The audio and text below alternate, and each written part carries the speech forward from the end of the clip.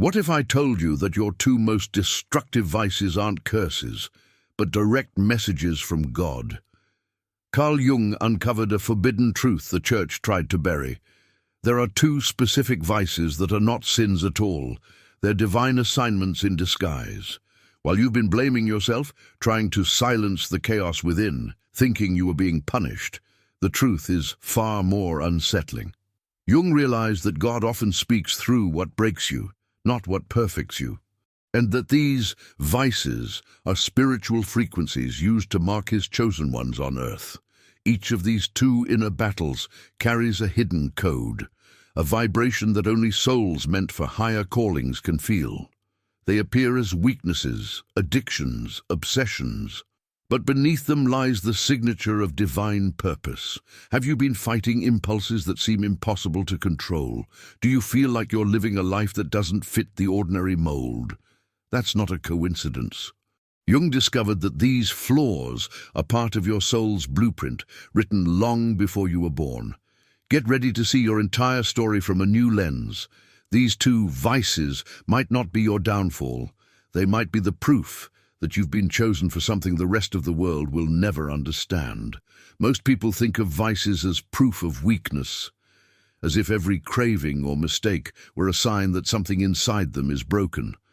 But Jung saw something different. He believed that the parts of ourselves we hide or condemn often carry messages from the deepest layers of the soul. What we call a vice is sometimes a language that the conscious mind doesn't understand yet. A person's habits, impulses, or repeated mistakes are not random. They are signals, coded messages from the unconscious trying to be heard. Jung taught that when the soul wants to grow but the ego resists, energy doesn't disappear. It turns inward, becoming tension, obsession, or addiction. That force you call my worst flaw might actually be the voice of your unlived life calling to you. Jung noticed that every human being carries within them both light and shadow. The light represents everything you show to the world, your achievements, your kindness, your discipline. The shadow holds the things you reject, your anger, envy, desires, fears. Most people spend their lives fighting the shadow, pretending it isn't there. But the more you reject it, the stronger it becomes. The vice appears not to destroy you, but to make you look at what you've been ignoring. Think about this. The moment you try to eliminate every trace of imperfection, you also cut off your connection to your own depth. Jung said that one does not become enlightened by imagining figures of light, but by making the darkness conscious. The vice, then, is not darkness for its own sake. It is a door. It is the place where your divine calling hides, disguised as a human flaw. God, or the divine intelligence within, speaks in paradoxes. He does not always appear through peace and clarity. Sometimes he appears through chaos, contradiction, and craving. Jung realized that the unconscious communicates in symbols, not logic. So when a person keeps falling into the same destructive pattern, it isn't a punishment. It is the psyche's desperate attempt to restore balance. This is why Jung never approached the concept of sin as something to erase. He approached it as something to understand. To him, the word sin simply meant separation. A disconnection from the totality of who you are. And vices often become the bridge back to that totality. By confronting what feels impure, you begin to reintegrate what was lost.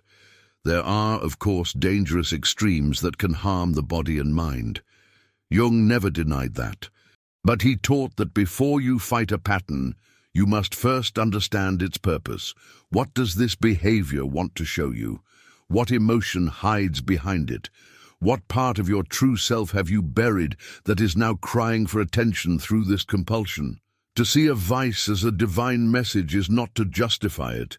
It is to listen to what it's trying to teach you. Every craving has a spiritual origin. Every destructive habit points towards something missing: love, meaning, expression, truth. God does not whisper only through calm prayer. He sometimes screams through your inner conflict, and that's why Jung saw transformation not as perfection, but as integration. You are not meant to erase your flaws, you are meant to bring light into them. The vice is the symbol of a split soul, and healing begins when you stop pretending that the split isn't there. This is the hidden language of vices, not condemnation, but communication. They are the grammar of the soul, clumsy, painful, but real. They appear in your life when logic fails, when the mind can no longer control the deeper currents moving inside you. Jung discovered that when you finally stop labeling these forces as evil and start decoding them, something miraculous happens. Clarity returns, guilt softens, and purpose begins to reveal itself. It is in that moment that many realize the truth, that perhaps God has been speaking all along, not through sermons or miracles, but through the exact weaknesses you've been trying to erase. And once you begin to listen to that voice, you are ready to face the next revelation. That temptation itself can be a divine test, not a curse. After Jung uncovered the hidden messages within human flaws, he noticed a deeper pattern. The more a person resists what is inside them, the more life repeats the same lessons. It's as if destiny refuses to move forward until the soul finally listens. What religion calls temptation, Jung saw as confrontation, the moment when the unconscious rises and asks for recognition. Every temptation carries energy.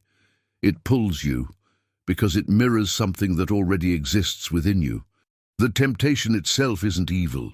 It's neutral, a mirror reflecting your unresolved desires, fears, or pain. God uses it not to shame you, but to test your awareness. Can you look at the force without being consumed by it? Can you understand its message before reacting blindly to it? Jung believed that consciousness grows through tension. Without conflict, there's no transformation. So, when temptation comes, it's not a divine punishment. It's the training ground for your soul. The same energy that can destroy you can also awaken you, depending on how you meet it. Imagine every temptation as a crossroad. One path leads to repetition, the other leads to realization. The difference lies in awareness. When you meet temptation unconsciously, you repeat the same pain. When you meet it consciously, you uncover the meaning hidden behind it. This is the alchemy of the psyche, turning the lead of desire into the gold of understanding. Jung warned that repression creates possession. When you push away your instinctive side, it doesn't disappear. It grows stronger, waiting for moments of weakness. That's why people who deny their own shadow often end up controlled by it. But when you bring light to your desires, when you talk honestly with yourself about what you want and why, they lose their power to dominate you. Temptation is therefore not the enemy of faith.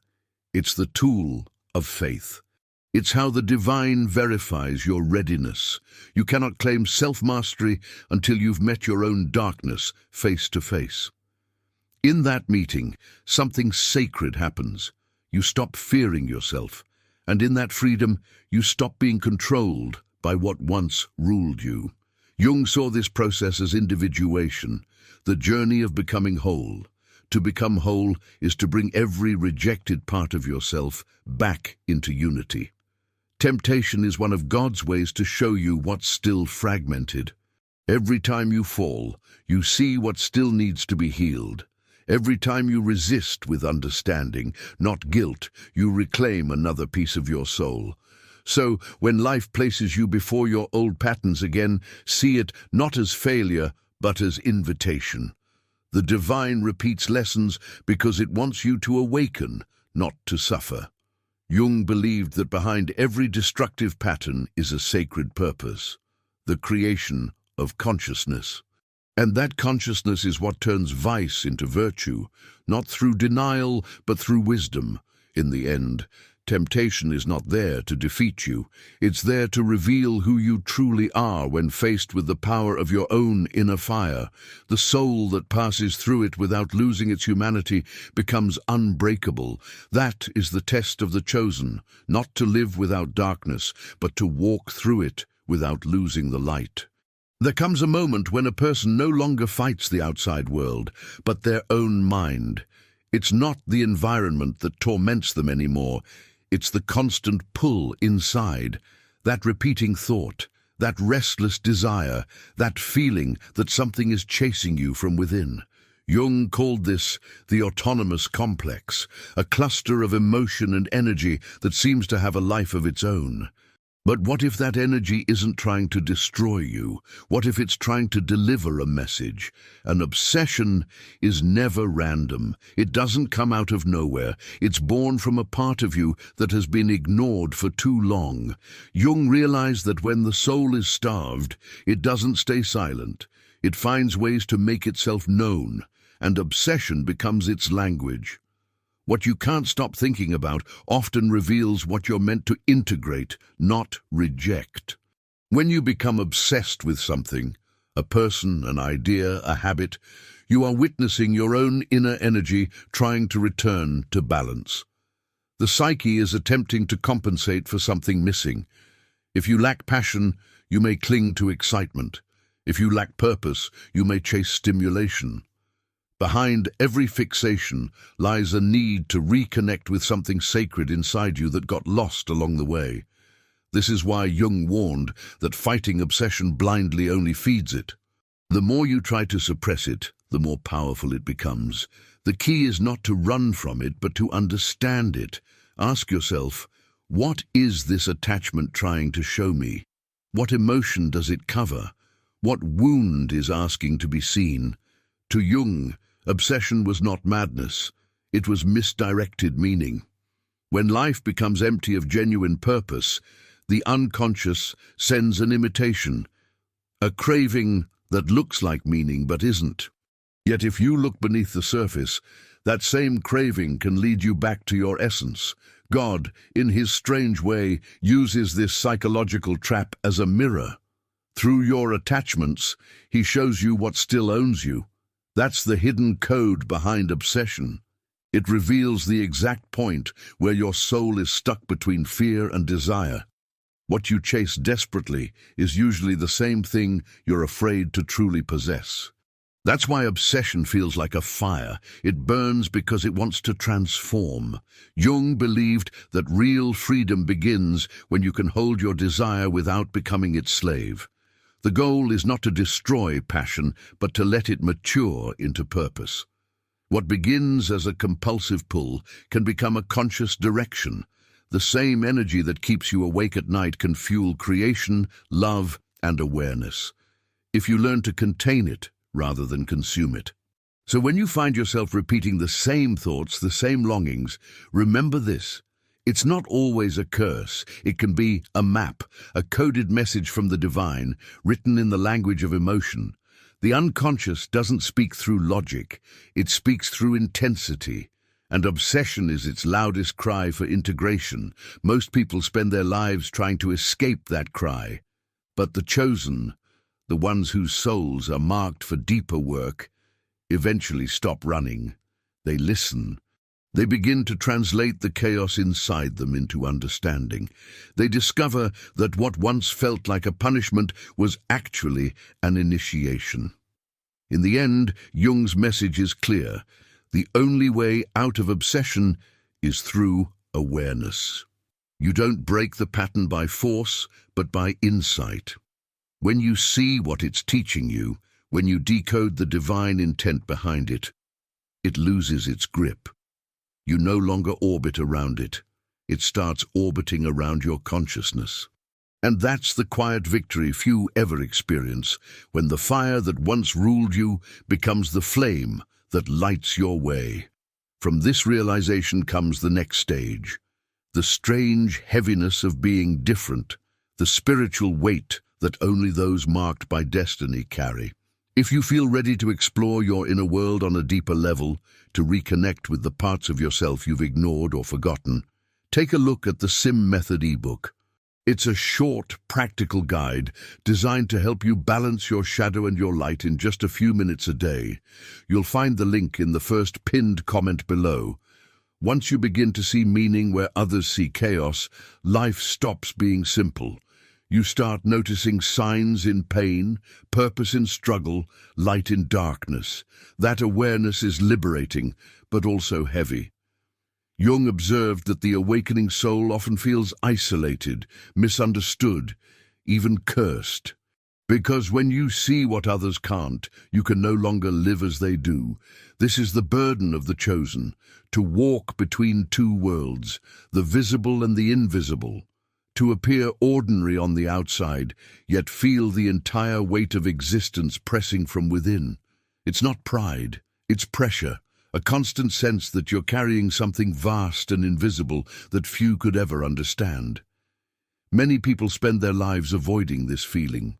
They hide behind comfort, distraction, or conformity. But those who are truly called, those who carry divine codes in their soul, cannot escape it. They feel a strange pull toward depth, even when it hurts. It's as if destiny whispers, "You were not made for the surface." Jung described this tension as the confrontation with the self, the higher center of the psyche that demands wholeness. The ego wants safety, but the self wants truth. And when the self begins to awaken, the ego trembles. That's why many chosen souls feel like their life falls apart before it gets better. Everything false must collapse to make room for what's real. You might lose people who don't understand your transformation. You might lose old pleasures, old certainties. And yet beneath that loss, something sacred begins to take shape, a quiet knowing that your struggles are not meaningless. God, Jung said, often speaks through what collapses. Destruction, in this sense, becomes revelation. The burden of being chosen is not about superiority. It's about responsibility. The responsibility to carry awareness where others carry ignorance. You feel more deeply, question more painfully, and love more dangerously. And because of that, you suffer more. But that suffering is not wasted. It refines the soul. It shapes character. It prepares you for the exact path your destiny demands. Jung noticed that people who carry this inner fire cannot settle for half-lives. They are pushed toward integration, no matter how uncomfortable it gets.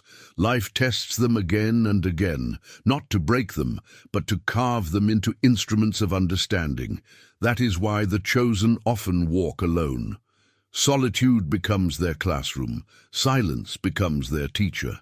They begin to realize that being set apart is not punishment, it's preparation. You can't receive divine guidance while surrounded by noise. God often isolates before he reveals. If you've ever felt like no one fully understands you, if your mind feels older than your years, if your heart carries both pain and wisdom, that's not a defect. It's a signature. Jung called this the individuation process, but at its core, it's a spiritual path. You're being shaped into someone who can hold light and darkness without losing balance. The world may never recognize the struggle inside you, but the divine does. Every moment of despair, every night you thought you wouldn't make it, all of it becomes material for transformation. The burden you carry is the proof of the mission you were born for. And once you accept that, something shifts. You stop asking, "Why me?" and start asking, "What for?" That single question turns pain into purpose. The chosen ones are not those without wounds. They are those who learn to use their wounds as maps back to God. In that understanding lies quiet power and a preparation for what comes next. The realization that even sin and virtue are mirrors of the same divine story unfolding through you. There is a moment, after years of fighting yourself, when you finally realize that what you called sin was never the enemy, it was the mirror. Jung believed that morality in its deepest sense isn't about punishment or reward, it's about consciousness. Sin, he said, is what happens when we act without awareness, when we let the unconscious rule our lives. But awareness transforms everything. What once felt like guilt becomes a message. What once felt like failure becomes initiation. When you look closely at your vices, you start to see a pattern, not of destruction, but of direction. Every mistake points somewhere. Every fall carries a signal. The things you regret the most often reveal what your soul is trying hardest to learn. To Jung, this was not random. It was part of a sacred process he called individuation, the journey toward becoming whole. God doesn't waste anything, not even your darkness. He weaves it into the story of your growth. The pain you try to erase, the flaw you try to hide, the memory you can't forgive, all of it is raw material for awakening. Jung once said that we don't heal by chasing perfection, but by making the unconscious conscious. That means facing the parts of ourselves that seem sinful and asking, what are they trying to teach me? Imagine holding up a mirror. One side shows your shame, the other your potential. They are reflections of the same face. The desire that once enslaved you might be pointing to your hidden passion for creation. The anger that scared you might reveal your hunger for justice. The envy that burns you might expose your longing to live fully. Jung believed that behind every so-called sin lives a divine energy waiting to be purified, not erased. That's why the concept of sin and purpose are mirrors. They show two sides of the same movement, one unconscious, the other aware. When you act from the shadow, it becomes sin. When you act from consciousness, it becomes purpose. The transformation doesn't require becoming someone new. It requires seeing yourself clearly. God's plan is rarely gentle. He allows us to stumble because the fall reveals the ground beneath us. If you had never felt lost, you would never have searched. If you had never felt guilty, you would never have discovered compassion. The very things that humble you are the things that prepare you for wisdom. Jung observed that people only change when they experience real suffering, because suffering forces reflection. It's easy to love your light, but true growth happens when you learn to love the parts of you that once disgusted you, when you can look at your past mistakes and say, that was me, but it was also the road to who I am now. In that moment, shame dissolves into understanding. The mirror no longer condemns you, it reveals you. You begin to see that morality isn't about being flawless, it's about being awake. God doesn't ask for perfection, He asks for honesty. To know yourself completely is to honor the divine image within you, even when it looks nothing like what religion told you it should be. Jung taught that the soul moves toward wholeness, not purity.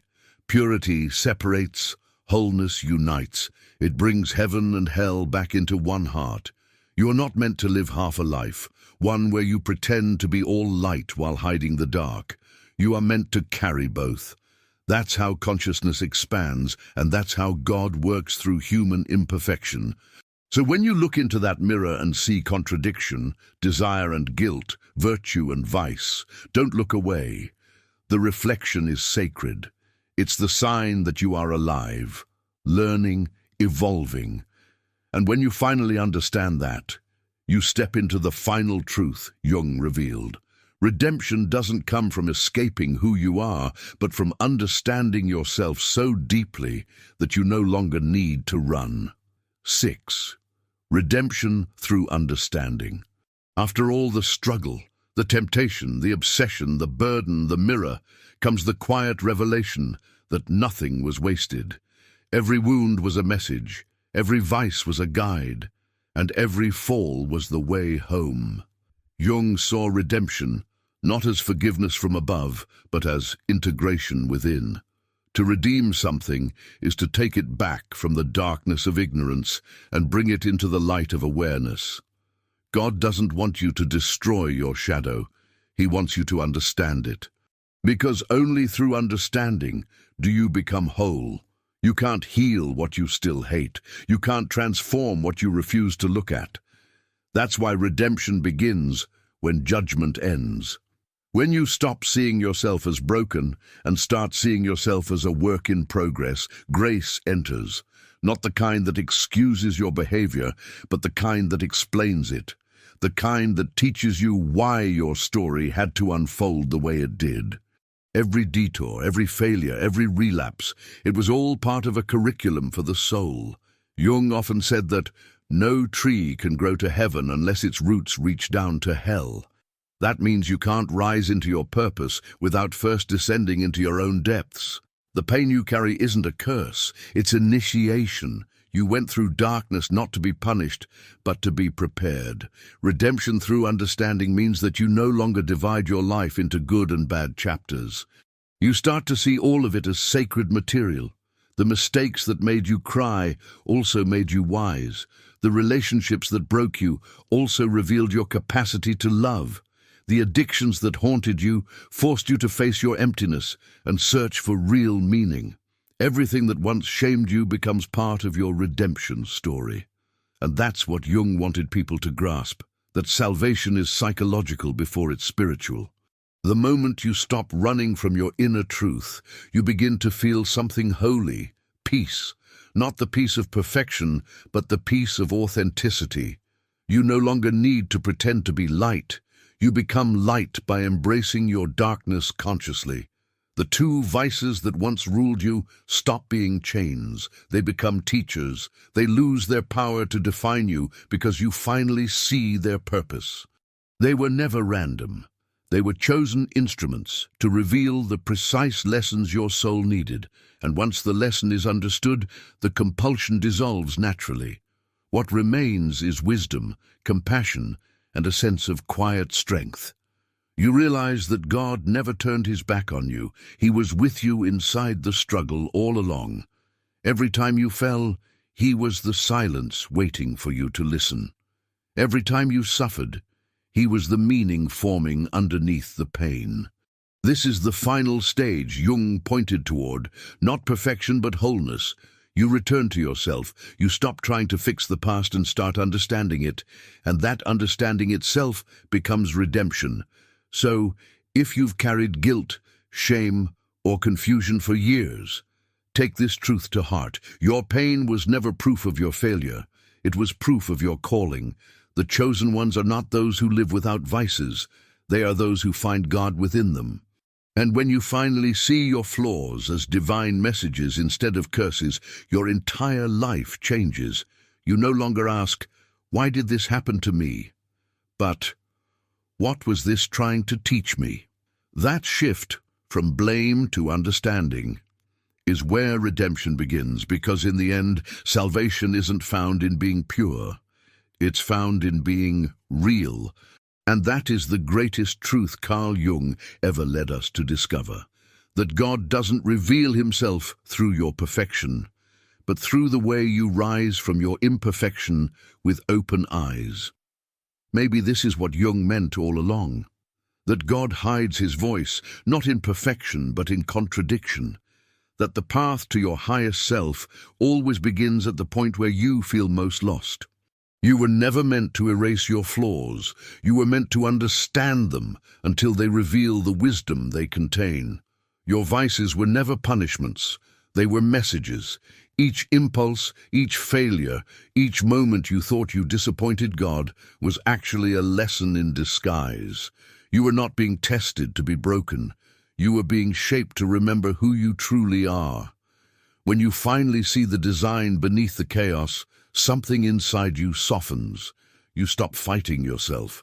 You stop begging heaven for signs because you realize heaven was speaking through your struggle all along. The divine doesn't only shine through light, it also breathes through the cracks of your darkness. Jung's greatest revelation wasn't about the mind, it was about meaning. He discovered that the moment you give meaning to your pain, it stops being punishment and becomes transformation. That is redemption, not in theory, but in experience. So if you've spent your life haunted by your own flaws, remember this: the same fire that once consumed you can become the light that guides you. Your imperfections aren't proof that you've fallen from grace. They are proof that grace never left you. Because in the end, God doesn't reveal his chosen ones through holiness or control, but through the ones who dared to face their darkness and found him waiting there.